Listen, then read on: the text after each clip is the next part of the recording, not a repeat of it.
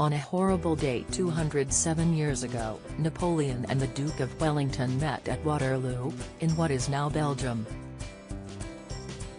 The decisive battle of Itsage, it concluded 23 years of recurrent warfare between France and other European powers.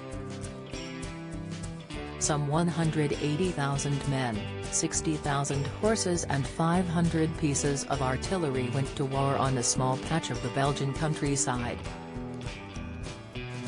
After 9 frantic hours, Napoleon's dominance had been brought to a close, leaving an estimated total of 40,000 people dead, dying or wounded, and a further 14,000 horses killed. Wellington's victory ushered in Pax Britannica, Latin for British peace, the period between 1815 and 1914 in which Britain ruled the waves. It allowed Britain to build its empire, trading goods and capital around the world, simultaneously providing stability and peace across Europe. As for Napoleon, he fled to Paris after the Battle of Waterloo, only to find the French people had turned against him. On realizing his position was untenable, he abdicated on June 22, 1817 and left Paris 3 days later for Malmaison, the former palace of his late wife Josephine. Coalition forces, consisting of units from the UK, the Netherlands, Hanover, and Brunswick, were still on the lookout for him. After finding out Prussian troops wanted him captured, Napoleon went on the move again, a journey that was explored by Channel 4's 2021 documentary 48 Hours to Victory. Arthur Williams, the program's co-presenter and a former Royal Marine, explained how Napoleon tried to evade his hunters. He said, "The Prussians want him executed, but that doesn't happen. He tries to flee to America on a falsified passport, but it doesn't work out for him and actually he surrenders to Britain of all people." Napoleon headed to Rochefort on the Atlantic coast hoping to continue on to the US, but British ships were blocking every port.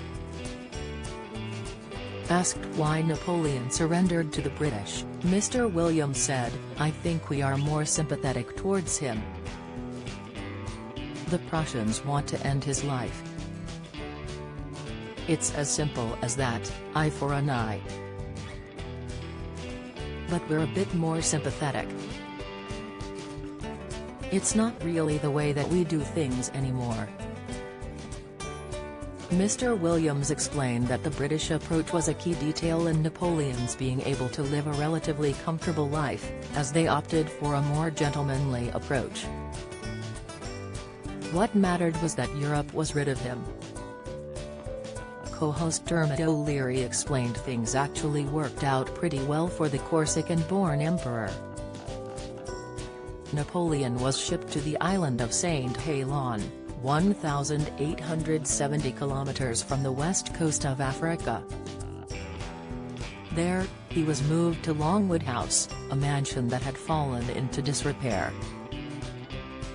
He frequently complained of living conditions in letters to Hudson Lowe, the island's governor and his custodian. While in exile, Napoleon wrote a book about Julius Caesar, one of his great heroes, and also studied English, played card games and is believed to have also got into gardening. Mr. Williams said, "He spends the rest of his life in relative peace and comfort, actually," adding, "He expired at his natural pace." Ruth Skur, author of Napoleon, A Life in Gardens and Shadows, told the TLS last year, gardening was the first and last passion of Napoleon Bonaparte, a figure still recognized by his silhouette 200 years after his death. A now infamous engraving shows him wearing a straw peasant's hat and leaning on a spade. Others, however, have speculated that the conditions he lived in may have hastened his death. A 1982 study for the New Scientist suggested his illnesses may have arisen from arsenic poisoning caused by copper arsenite in the wallpaper at Longwood House. During the last few months of his life, Napoleon confined himself for months on end to the damp, mold-infested walls of Longwood. His health began to deteriorate rapidly in February 1821, and he died 3 months later. His physician, François Carlo Antomarchi, led the autopsy and concluded he had died of stomach cancer. Others, however, have suggested arsenic poisoning and a possible overdose.